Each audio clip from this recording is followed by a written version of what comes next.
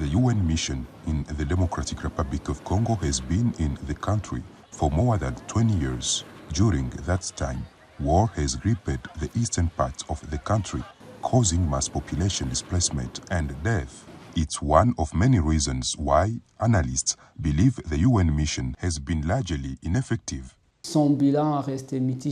MONUSCO's track record in the DRC is not particularly good. If you look at the situation of civilians, you see that it's not good in several provinces like Ituri, and again this M23 crisis in North Kivu, which has displaced thousands of people.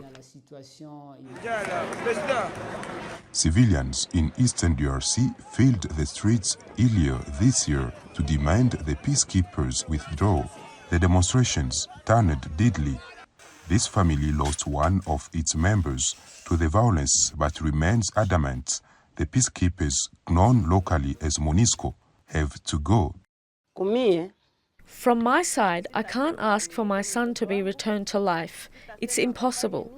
But the message I can send to the government is to do its best to get MONUSCO to leave the country. I'm wounded in my heart. Even if I could see it, I could stone them.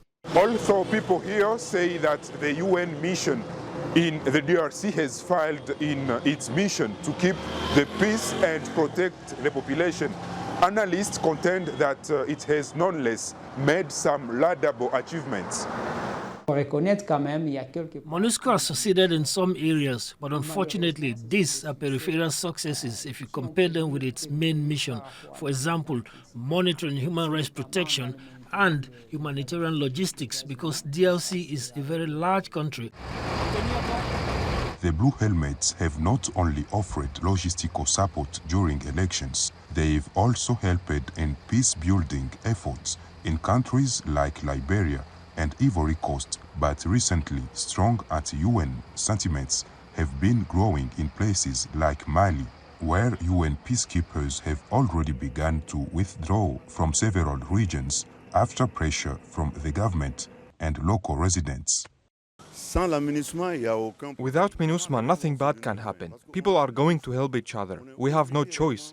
We're obliged to take our responsibility in our hands and make sure we can rise to the challenge. It's unacceptable that after 65 years of independence, there are people who come to help us. And that's what the people have understood.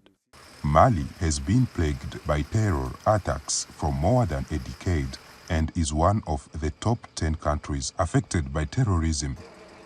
Malian political analysts believe the increase in terror attacks is one of the main reasons the UN mission has been disavowed by the population.